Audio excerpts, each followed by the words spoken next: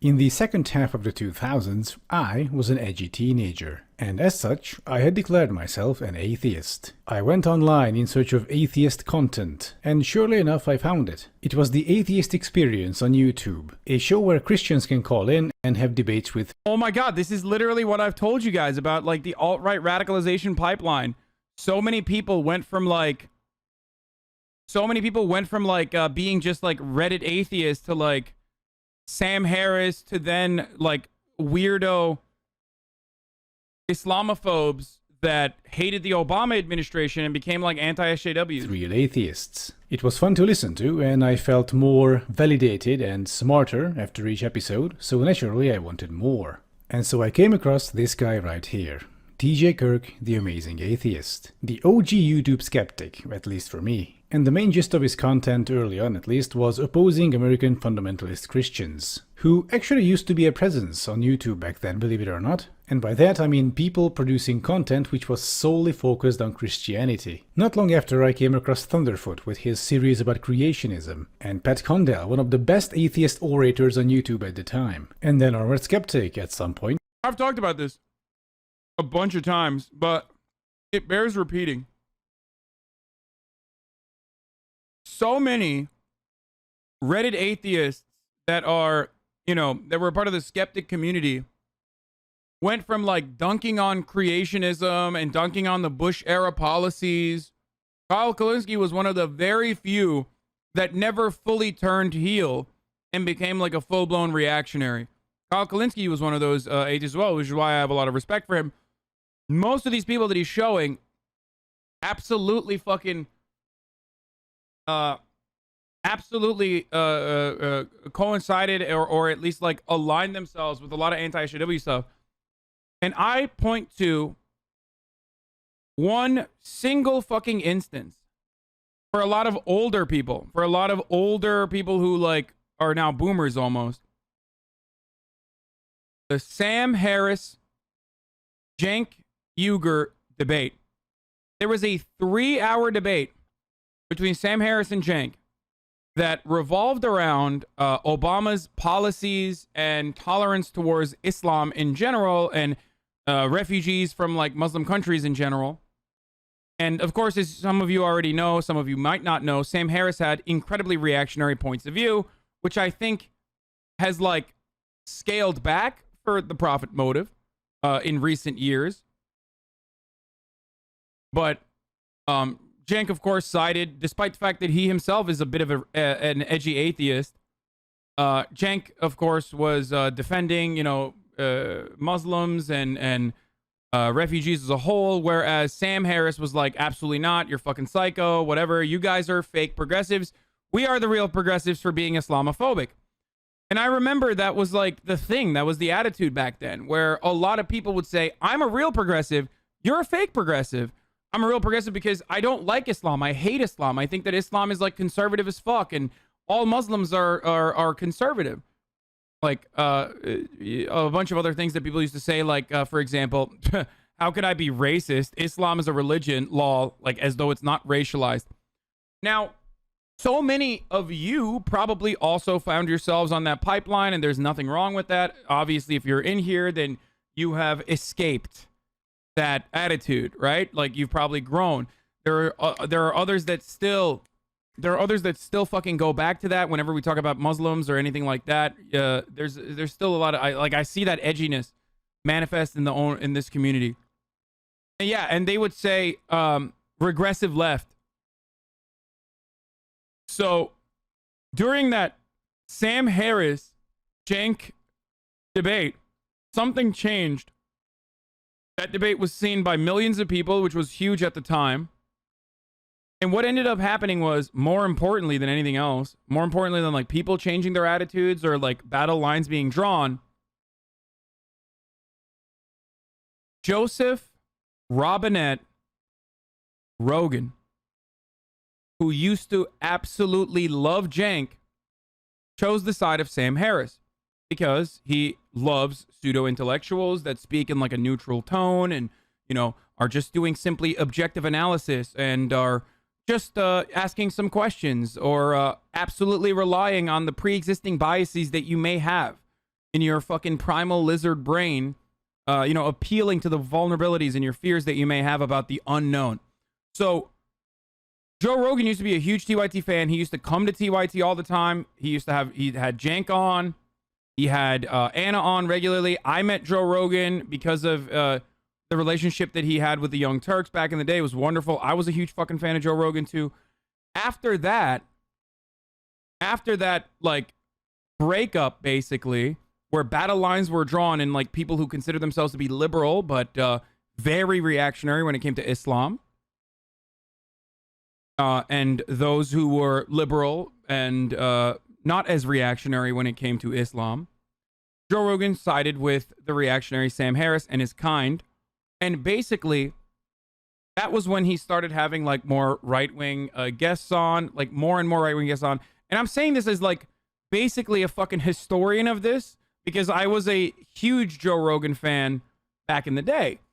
As a matter of fact, my Joe Rogan fandom is the reason why I knew about Milo Yiannopoulos before anyone else, and even told Jank about it before he popped off, because before he blew up, he was on the Joe Rogan show. A bunch of right-wing commentators blew up on the Joe Rogan show, some of which became like literal fucking Nazis. So there is an alternative universe out there where Joseph Robinette Rogan sided with Jank and is like an annoying fucking lib, but still, you know what I mean? A liberal, progressive person overall. And I dream about that alternative universe. Anyway, let's keep going. Along with a few others I cannot really recall anymore. At that time, anti-religious content was the bread and butter of the YouTube skeptosphere. Up until around the early 2010s, I should say, where all of their contents pretty much at the same time started shifting towards a certain direction. Skepticism against Christianity started fading into the background. And I mean, no wonder, the well wasn't that deep. There was a finite amount of arguments in favor of Christianity, and it wasn't the brightest people making them, so long story short, the YouTube skeptosphere had to look for new content. And guess what? They fucking found it. The new targets became feminism and progressivism, and sometimes Islam. Every single YouTube skeptic I was following started making video after video after video about feminism, progressivism, weird posts on Tumblr. That became the sole focus of their content. And, as an edgy teenager, I fucking loved it. It was a lot of fun to watch them go against these purple hair, screeching, man-hating, fun-ruining feminist types. And then came this little-known event called Gamergate, which saw these content creators just catapulted into space in terms of views. Entire reactionary channels grew out of this, just by doing anti-feminist pro-Gamergate content, including our friend Sargon of Akkad, whom I found during that time and so became a fan of his. However, the content these people produced soon started to shift. We went from, haha, these dumb feminists, to our entire existence is now under threat by these feminists. We have swung too far to the left and now we have to immediately course correct back towards the center. They want to end sexual dimorphism. They want to end masculine men and feminine women. They want to turn us all into these pudgy, non-gender specific blobs who will live out their miserable, depressed life because they are forced to act contrary to their own nature in this ultra-PC hell that we're constructing, that is flowing out of these SJW-infested universities, which are now basically these progressive indoctrination centers. If you let them win... For the record, that, and many of you who have been in here for a long enough time know that that kind of commentary is not new. It's just what the Nazis used to do when they would talk about cultural Bolshevism. Like, that is the exact, and they literally don't say cultural Bolshevism, they just say cultural Marxism. So whenever someone like, tries to sell you on that repackaged, reseasoned Nazi argument that like colleges are a bastion of liberalism and they're trying to destroy Western civilization, remember that like the Nazis came up with that. And it's fucking ridiculous. But it actually does not matter. And at the time, I always thought it was so fucking stupid because it's like, okay, well, have you seen a fucking econ class? Like, whenever people would say like, oh, dude, college campuses, like, they make you liberal. It's like, no, they make you neoliberal, certainly. But like, have you been to the business side of any school? Have you ever been to, I don't know, any like econ class whatsoever? There is no fucking socialism there. There's neoliberalism there, but there is no socialism being taught there. I mean, it's outside. Like, Marxian economics is outside. It's considered heterodox thinking. It's not literally a part of the curriculum that only features neoclassical econ.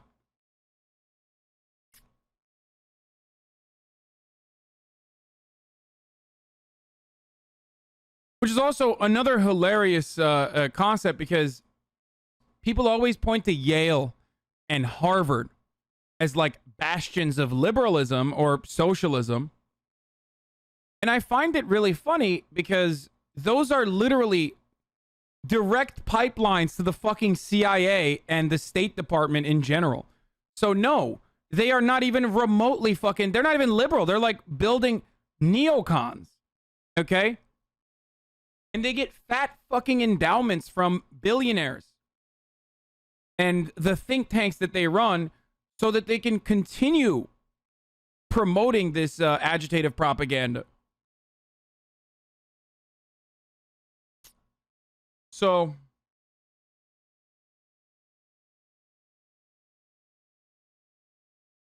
that is precisely why I always got so frustrated with this attitude that people used to have.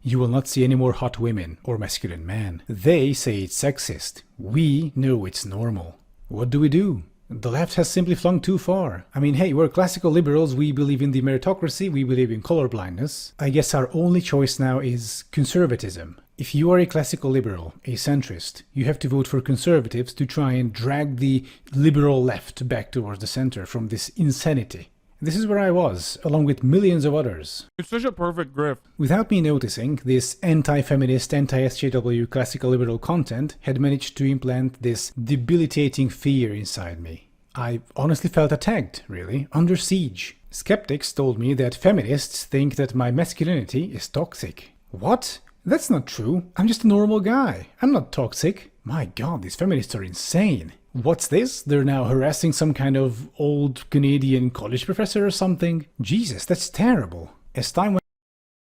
Another thing. This man that you see before you, a charlatan who got fucking owned by drinking apple cider. Pathetic display. Okay? Pathetic.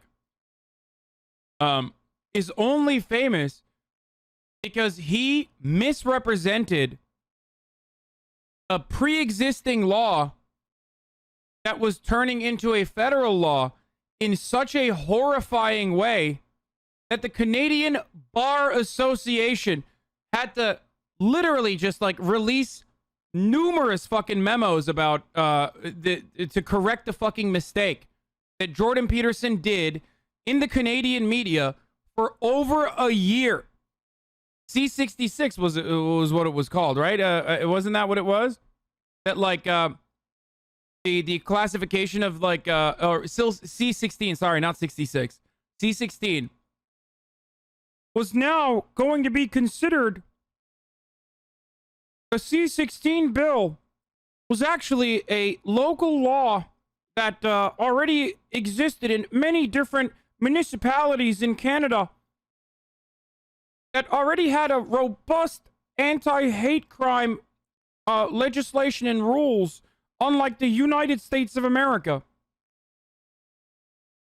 And the only thing that ended up happening was that transphobia was included on Bill C-16. But I decided that it was unacceptable to ask me not to be transphobic. So I started telling everyone that would listen that I would go to jail if a trans student asked me to correctly gender them.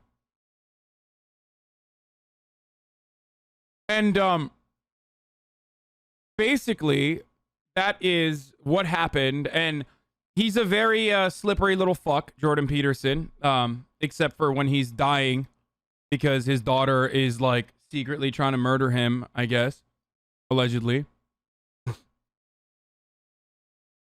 But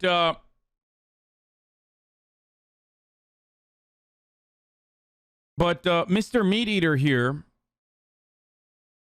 basically just fucking became like this massive, massive fucking phenomenon that I think if he wasn't like near death, he probably still would be gigantic. Like if he hadn't slipped into a fucking coma because like, I don't know, he got addicted to benzos or something, because I don't know if he cleaned his room or not. Probably didn't. Didn't he say how he would call someone their preferred pronoun? Yeah, he said that, and then also said the opposite, and literally went on news media regularly to say trans women are not women. So, like, just because he said, yes, I would call someone by their preferred pronoun one time, doesn't mean anything when, you know, his main jealousy is a disease, get well soon, bitch. Yeah, so is having an unrecoverable addiction to benzos that you fucking almost get experimental treatment in Russia, and then once you're finally out of a fucking coma, that your daughter gives you COVID immediately afterwards. So, you know, that's a recoverable disease too. So, guys, my friend sent me a SJW cringe compilation, and he says it's becoming the new norm. It seems eerily familiar than what the video says. Now, SJW comps are no longer like the fucking new norm. Now it's like, maybe there's more stuff about socialism, you know what I mean? Like, oh, dude, Marx is socialist. Like, these guys are fucking idiots, whatever. But ultimately, there is definitely a robust anti-SJW movement on YouTube. Literally, all of the good essayists, every single one of the good essayists are HasanAbi heads and they're fucking community members. Like, literally all of them, dude. Every single one. Every time we watched another YouTube essay guy, we click on his fucking Twitter and he follows me. That is unheard of. That never, ever would have happened 10 years ago. That never would have happened 5 years ago. Like, all of the fucking best, funniest essay guys now are younger and also straight up like either social democrat or socialist. Because you weren't streaming 5 years ago? Okay, well, I was still fucking... Wait, what do you mean? I was still an online political figure, though. And I don't mean this to say this is my impact, by the way. Don't get me wrong. I'm not saying that at all, okay? If anything, it's this community's impact, but that's not even what I'm saying. I'm just using that as a metric. Because, like, you know, 2017, 2016, or like the heat of Gamergate, every single fucking big top essayist on YouTube would have been like, oh, fuck this guy, the Young Turks, chunk yogurt, fuck you. And now, all of the ones that haven't actually, you know, rationalized and de-radicalized, all of the ones that haven't de-radicalized from the old guard are just basically either fucking Nazis and, or are just completely irrelevant. Well, and the Nazis are irrelevant too, but still. So it is really interesting to see all of this. Not to put down the work Uncle Chunk has done, but you were much more visible and accessible than TYT content. Yes, I know, because I stream for fucking 10 hours a day. I have a significantly better understanding of the internet and memes than he does. He's fucking 55 years old, bro. Of course. Yeah.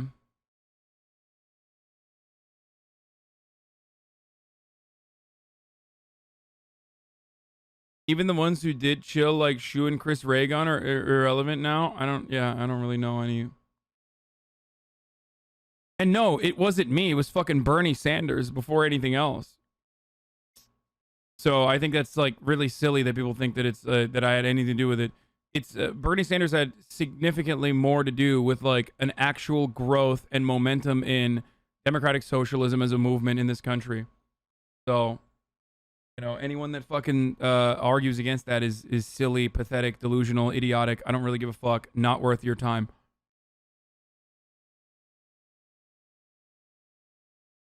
keep going. professor or something. Jesus, that's terrible. As time went on, I sank deeper and deeper into essentially doomerism, and consequently I was listening to more and more Sargon of Akkad. But something was bugging me about him. Something was wrong. The things he said, the arguments he made, just started ringing increasingly hollow. He sounded more and more like those Christians back in the day, making the exact same arguments over and over again, just perhaps dressed up a bit differently each time. I mean, it felt like Groundhog Day. At that point I still wasn't a leftist, and if you ask me, I would have told you I am a classical liberal. But that bugging feeling was there, the exact same feeling I had back in the day when I first started doubting Christianity. So I took a deep breath, went back on YouTube, and searched for something like Sargon of Akkad debunked or something. I was interested to see... You're saying the environment for someone like you to exist didn't exist 5 years ago, you're successful because the environment now is different because Bernie Sanders happened? Yeah, but also at the same time, like, I literally didn't stop. Even when there wasn't an environment for me, I still fucking, you know, kept hammering it. Which is why I always find it fucking hilarious whenever... I hate to be that guy, but didn't he also have a part in that because he was the first guy to shit on right-wingers in debates? I didn't know about Destiny until I got on Twitter, I got on Twitch, but yeah, I think he definitely played a good role too in like dismantling some of these fucking idiotic ideas, which ironically he now, like, when it comes to left-wingers, literally does the exact same argument. Like, put a fucking Sargon of Akkad video next to a Destiny video when he's criticizing a leftist. It's exactly the same. I'm sorry. Like, he has great takes on, you know, anti-vaxxers and stuff like that, but straight up, literally the same now. It's so weird. Like, arguments that he has advocated against regularly back in the day, too. Anyway, so as I was saying, I'm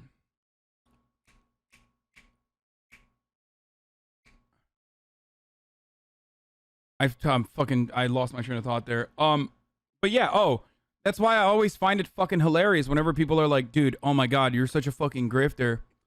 You're such a fucking grifter, dude. Like, I can't believe how much of a fucking grifter you are, Hasan. Like, you're doing such a profitable thing by making money off of, like, promoting anti-capitalist ideas. And it's like, dude, I've been doing this shit for fucking years, dude. And the fact that it's now profitable is a good thing, okay? That means that there's more people watching. It means that it's more popular, okay?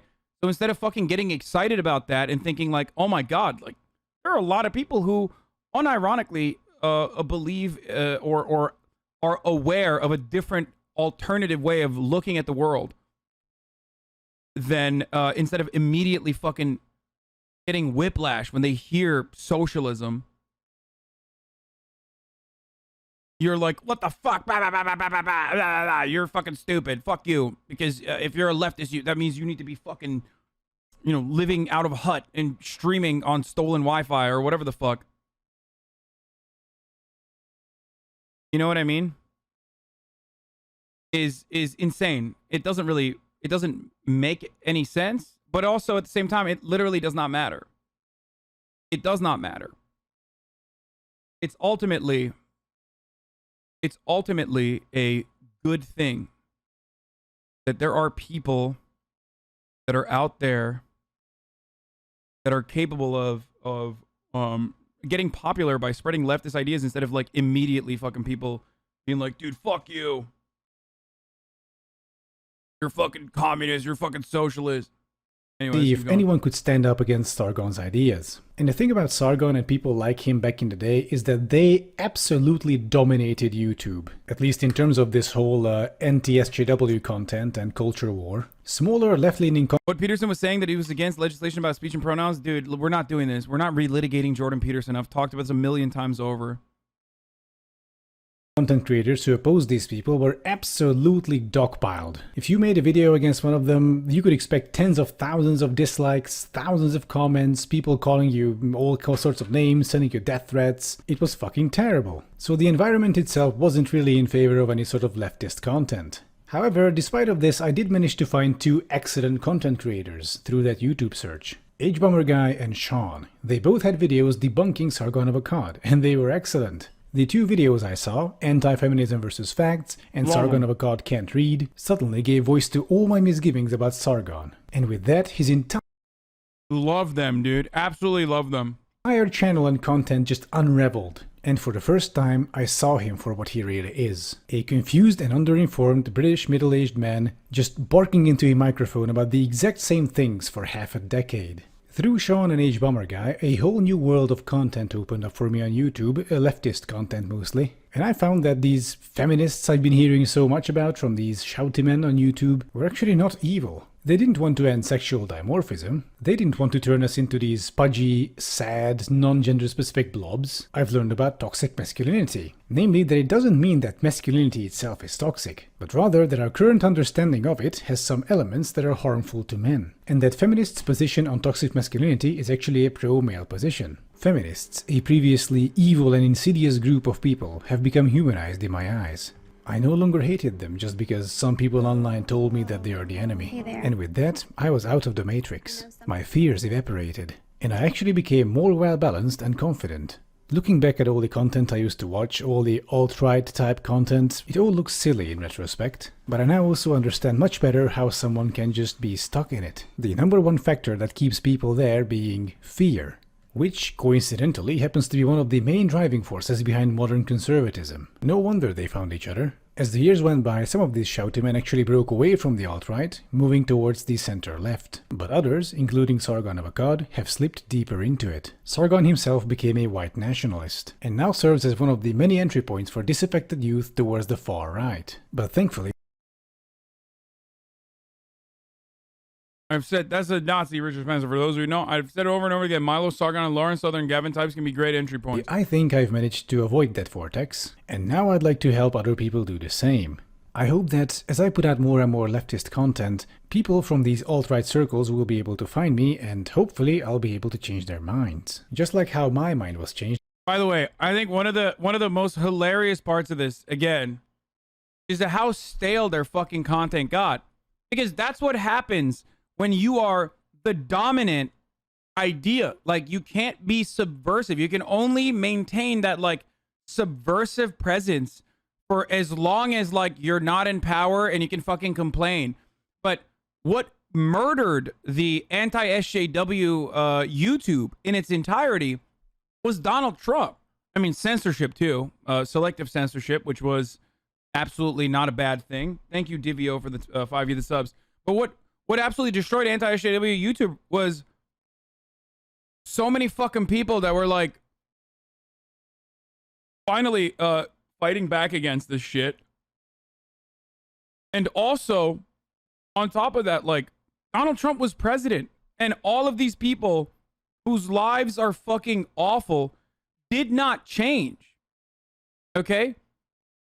The people that were sad and desperate and doomers, their lives didn't become better, dude. Like, their lives were still just as awful. And that's when a lot of them probably realized, especially like younger generations of people, maybe not your old boomer dad who like gets a steady diet of fucking Fox News, but younger people that were on the internet in the anti-SJW pipeline literally was just like, I mean, what the fuck are we doing? We're just like still yelling at the TV like my dad is yelling at the TV, and maybe it's not the, queer, pansexual college freshman that's like getting yelled at by Ben Shapiro that's responsible for why I feel this way. Anyway. Back in the day in light of new evidence. Or maybe I'll just get dogpiled or something, who knows. Anyway, for the time being, this far-right resurgence both on YouTube and in real life seems to have slowed down, so that's good. But still, the most important work we have right now, I feel like, is to prevent people from going down the far-right vortex. And that's what I'm going to do. Aside from making videos dunking on Elon Musk's stupid fucking ideas, first off because I really enjoy doing them, and second, because those things pull some serious audiences, like holy shit. Anyway, I hope you enjoyed this little blurb from me, and if you like my content, then please consider liking and subscribing. And I'll see you when I'll see you. Hello everyone. On the 29th of July, the Prager... Wait,